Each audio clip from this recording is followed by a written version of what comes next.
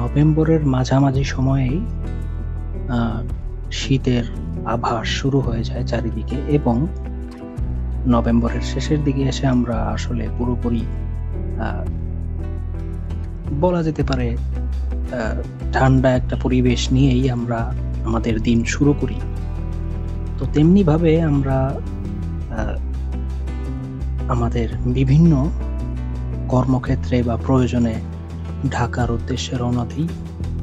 তেমনি একটি শীতের শুরু এবং নভেম্বরের শেষের দিকে কোনো একটি দিনে সকালে বের হয়ে পড়ি টঙ্গীর উদ্দেশ্যে, এবং আমার গন্তব্যস্থল ছিল টঙ্গী এবং বোটবাজার। তো আমরা বিভিন্ন সময়ই এই রোডগুলোতে যাতায়াতের সময় বিভিন্ন রকমের সমস্যার সম্মুখীন হই, যা আমরা গত 1 বছরে দেখতে পেয়েছি। হঠাৎ করেই কোনো না কোনো সমস্যা এবং কোনো না কোনো গার্মেন্টস ফ্যাক্টরির শ্রমিকদের আন্দোলনের কারণে হাজারো হাজারো মানুষের পথে ভোগান্তির শিকার হতে হয়। তবে ওইরকম কোনো ভোগান্তির শিকার এই দিনে আমি ফেস করিনি। তবে যেটা সবচেয়ে বেশি ছিল সেটা হচ্ছে ধুলো এবং বালির সমস্যা, এবং যারা মাস্ক না নিয়ে এই রাস্তায় বের হন তারা আমার মতো অবশ্যই এই সমস্যার মধ্যে দিয়ে গেছেন। তো আমরা আছি এখন টঙ্গী, আমাদের গন্তব্য সামওয়েরদের ওখানে উপরে দেখা যাচ্ছে।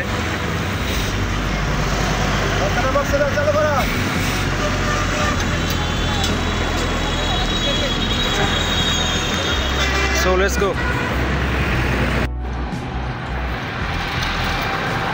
কি অবস্থা সবার?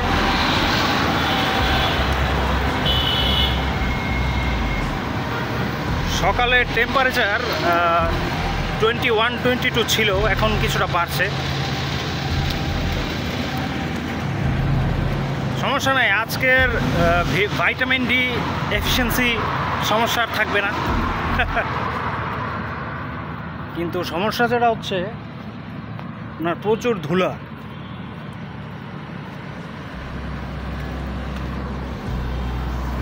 প্রচুর ধুলা রাস্তায়, মানে বলার বাহিরে।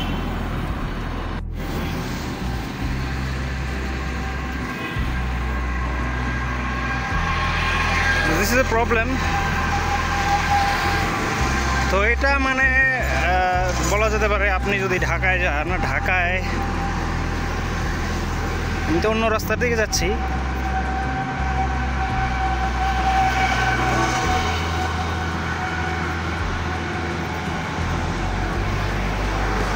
ধুলোর যে প্রবলেমটা সেটা হচ্ছে আপনার এই ধুলোটা, মানে এই টঙ্গীর ধুলো দেখে মানুষ পুরো গাজীপুরের দুর্নাম করে। তো সেটাই মানে খুব খারাপ লাগে, কারণ এটা এক প্রকার বলা যেতে পারে ঢাকা ময়মনসিংহ বা ঢাকা টাঙ্গাইল রোড। তো এটা কিভাবে গাজীপুরের পার্ট হয় আমি বুঝি না।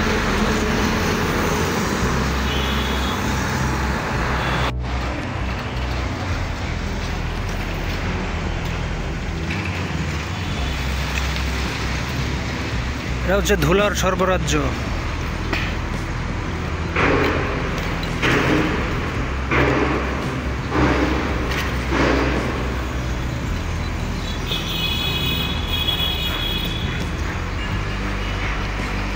ওই সাইডে এখন যাচ্ছি না, কারণ ওই সাইডে যে পরিমাণ ধুলা উড়ছে সেটা মানে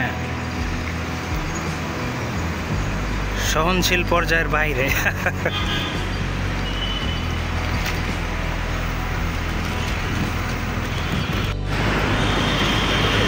অন্ধকারে ঢেকে যাচ্ছে সারা দেশ আস্তে আস্তে। এই ছায়াটাও দেখা যাবে না কিছুদিন পরে। উপরে তাকালে ভয় লাগে, মনে হয় যে কখন জানি ভেঙে পড়ে, মানে খুবই আতঙ্ক। এখন আমাকে এই ধুলার মহাসাগর পাড়ি দিয়ে ওই পারে যেতে হবে বেঁচে থাকার তাগিদে। দেখি আমি সফল হই কিনা।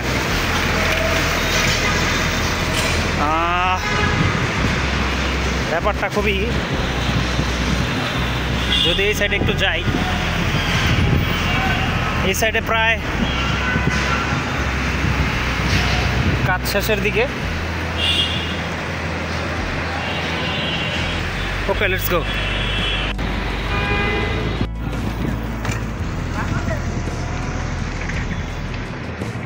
এখানে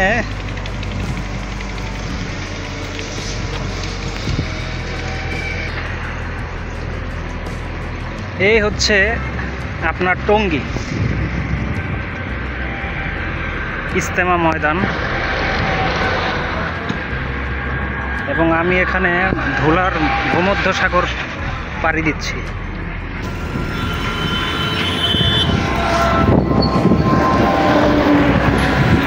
ময়লার আড়ত এবং ধুলার ভূমধ্যসাগর, সামনেই ঢাকা রোড।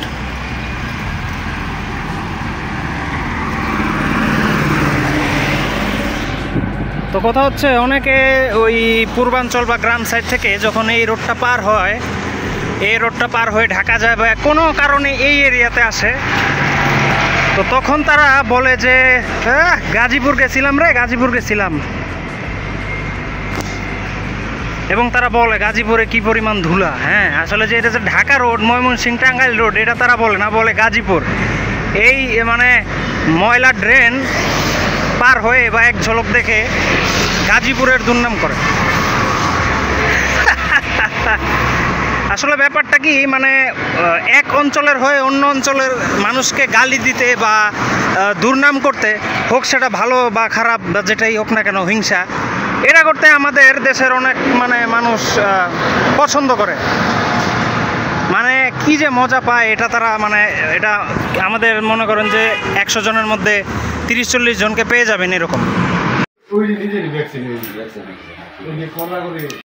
আসলে সত্যি কথা বলতে, কেউ যদি আপনার সাজেক ভ্যালি বা গ্যাংটক এই সকল জায়গায় গিয়ে যদি বলে যে আমি ইউরোপ মহাদেশ ঘুরে এসেছি, তাহলে ব্যাপারটা একটু হাস্যকর হয়ে যায়। এবং কেউ যদি আপনার এই ময়মনসিংহ টাঙ্গাইল ঢাকা মহাসড়ক বা টঙ্গী আব্দুল্লাপুর এই সকল জায়গায় এসে সে যদি বলে আমি ঢাকা গাজীপুর দেখে এসেছি, শুধু ধুলো আর বালি আর ময়লা, তাহলে ব্যাপারটা কিছুটা ওই রকমই হবে। এবং সেটা আজকে আমরা সোশ্যাল মিডিয়ায় দেখতে পাচ্ছি। মানুষ যখন মানে আসলে এই জায়গাগুলো, এই আপনার মেইন মহাসড়ক, এটা এসে তারপরে গিয়ে বলে যে আপনার আমি গাজীপুর দেখে এসেছি, গাজীপুরে গেছিলাম, ধুলোবালি দিয়ে গোসল করে এসেছি। যেটা আমি এই যে গতকালকে ধুলোবালি দিয়ে গোসল করে এক প্রকার, আমি বেশি না, আমি আপনার টঙ্গীতে নেমেছিলাম, তো সেখান থেকে কামারপাড়া এবং আশেপাশের কিছু জায়গা এবং এই এরিয়াগুলোতে আপনার বর্তমানে ফ্লাইওভারের কাজ চলছে। মেইন রোডে তো হচ্ছিলই এতদিন, বাট সেটা এতদিনে কিছুটা চালু হয়েছে। তারপরেও প্রচুর পরিমাণে শীতকাল, যেহেতু কোনো বৃষ্টি নেই, কোনো পরিষ্কার পরিচ্ছন্নতা নেই, এই জায়গাটা মানে ধুলোবালির জন্য অনেক বিখ্যাত। এবং এই জায়গাটা বলা যেতে পারে এক প্রকার একটু বেশি নোংরা বলা যায়। যে পরিমাণ ধুলা, যদি আপনার সাথে মাস্ক না থাকে তাহলে এটা এক প্রকার খুবই বিরক্তিকর হয়ে যায়। তো যদি প্রশ্ন করা হয় আসলে টঙ্গী এত মানে ধুলোবালির কারখানা কেন, এবং এত ময়লা কেন, এবং কারাই বা নোংরা করছে, আমি যতটুকু বলতে পারবো, আপনার কথার কথা, আমাদের দেশে যে নেগেটিভিটিটা দেখা যায় সেটা হচ্ছে যে আপনার এই সিনারিওটা যারা মানে ঢাকায় চাকরি করেছেন বা ঢাকার আশেপাশে চাকরি করেছেন, তারা বলতে পারবেন যে এক অঞ্চলের মানুষ যখন তার ওই নিজের অঞ্চলের বা নিজের জেলার মানুষের সাথে দেখা করে বা দেখা হয়, তারা খুবই মানে এক প্রকার বন্ধু হয়ে যায়। কিন্তু তারা অন্য অঞ্চলের অন্য মানুষদের প্রতি কিছুটা মানে ক্ষুদ্র বা এক প্রকার নেগেটিভ বলা যেতে পারে। তো সেম কাহিনীটা হয়। আমি এটা কেন বলছি, আমি গত 25 বছরে বা 30 বছরে যাই বলি না কেন, যত জায়গাগুলো আমি, যেই মেইন জায়গাগুলো আমি চিনি ঢাকা বা গাজীপুরের, আপনি সেই জায়গাগুলোতে যান, আপনি বেশিরভাগ যে জিনিসটা লক্ষ্য করবেন যে তারা এই জায়গার স্থানীয় না, বা তারা কেউ 3 বছর আগে, কেউ 2 বছর আগে, বা বেশি হলে 10 বছর আগে এখানে এসে সেটেল হয়েছে বা সেটেল হওয়ার চেষ্টা করছে, এবং তারা বেশিরভাগই বাইরের লোক। এবং আমি যেই জিনিসগুলো দেখেছি, যে আমি যেই জায়গাগুলো সবচেয়ে ভালো জানি, মানে ভালো বলতে যেখানে আমার অনেক যাওয়া আসা হয়, বা যেই জায়গার মানুষগুলোকে আমি জানতাম, সেইখানে গেলে সেখানে কোনো স্থানীয় লোক নেই। সেখানকার স্থানীয় লোক হয়তো বা ঢাকায় চলে গেছে, ঢাকায় গিয়ে সেটেল হয়েছে, বা অন্য অঞ্চলে বা গ্রামে চলে গেছে যারা, যে সেখানে আগে ছিল। তো আপনি বেশিরভাগই স্থানীয় লোক পাবেন না। তারা কর্মক্ষেত্রে বা কর্মকাজ খোঁজার জন্য শহরের দিকে এসেছে, এবং বেশিরভাগই স্থানীয় না। তো ইটস এ র্যান্ডম থিং। তো বলা যেতে পারে সব জায়গা থেকে মানুষ জড়ো হচ্ছে আপনার এই ঢাকা নরসিংদী, এই মেইন যে রাস্তাটা, এই দিকে কাজের ক্ষেত্রে। তো এটা এক প্রকার বলা যেতে পারে যে অনেকে দেখা যায় যে অন্য শহর থেকে যখন আসে, তারা অতটা পরিষ্কার বা পরিচ্ছন্নতার এতটা কেয়ার করে না অন্য অঞ্চলের ব্যাপারে। এবং বিভিন্ন অঞ্চলের আরেক অঞ্চলের প্রতি একটা বিফ, এটা আমি অনেক জায়গায় গিয়ে দেখেছি, এটা আমি রাজশাহী গিয়ে দেখেছি। এটা মানে দুর্নাম করতেই হবে, বা কোনো একটা তাদের অ্যানসেস্টোরিয়াল মানে একটা মানে মারামারি বা ঝগড়া লেগেই আছে। তো সেই জিনিসটার শিকারই হয়েছে আপনার এই টঙ্গী ঢাকা ময়মনসিংহ মহাসড়ক, বা যেটাই বলি না কেন, এটাকে আমি গাজীপুর হিসেবে ধরবো না। কারণ গাজীপুর দেখতে হলে আপনাকে শ্রীপুর, কালিয়াকৈর এবং অন্যান্য যেই জায়গাগুলো, যে সুন্দর জায়গাগুলো আছে, আপনার শীতলক্ষ্যা নদীর ওইদিকে যান, বিভিন্ন জায়গায় বিভিন্ন এলাকায় যান, সেখানে গেলে আপনি রিয়েল গাজীপুর, যে সবুজে ভরা যে গাজীপুর, সেই গাজীপুরকে আপনি দেখতে পারবেন। আর যদি এই ঢাকা মহাসড়ক, চৌরাস্তা, ময়মনসিংহ রোড, এগুলো দেখে আপনি যদি মনে করেন যে গাজীপুর দেখে ফেলেছে, তাহলে এক প্রকার ওই ইউরোপ কান্ট্রি দেখে ফেলার ওই দাবি হয়ে যাবে আর কি, এক প্রকার। এবং 90 শতক বা 90 শতকের যারা মনে আছে, যারা আপনারা মানে দেখেছেন বা দেখেননি, আই ডোন্ট নো, ওই সময় যে পরিমাণ মিল ফ্যাক্টরি এই অঞ্চলগুলোতে ছিল, এখন তার চেয়ে মানে কি বলবো, 1000 গুণ বেশি মানে মিল ফ্যাক্টরি এবং কলকারখানা এখানে হয়েছে। এবং সেই পরিমাণ কর্মজীবী মানুষরা সারা দেশ থেকে এখানে আসছে। তো সেই ক্ষেত্রে দেখা যায় বেশিরভাগ দেখবেন আপনার যেই হোটেল বা আপনার কি বলে মেস রিলেটেড যেই এলাকাগুলো আছে, আপনি যেটাই ধরেন না কেন, ঢাকা বলেন, গাজীপুর বলেন, বা যেই কোনো এরিয়া বলেন, সেই জায়গাগুলোর অবস্থা খুবই খারাপ। এবং ময়লার স্তূপের অভাব নেই। আপনি 60-70 ফিট পরেই আপনার ময়লার স্তূপ এবং বিভিন্ন নোংরা এনভায়রনমেন্ট আপনি দেখতে পাবেন, যেগুলো মানে খুবই অস্বাস্থ্যকর, এবং সেগুলো আশেপাশের মানুষদের দ্বারাই তৈরি। সাম অফ দেম আর কেউ স্থানীয় না, বাট আপনি বেশিরভাগ জায়গায় যান, আপনি অন্যান্য অঞ্চলের মানুষ পাবেন।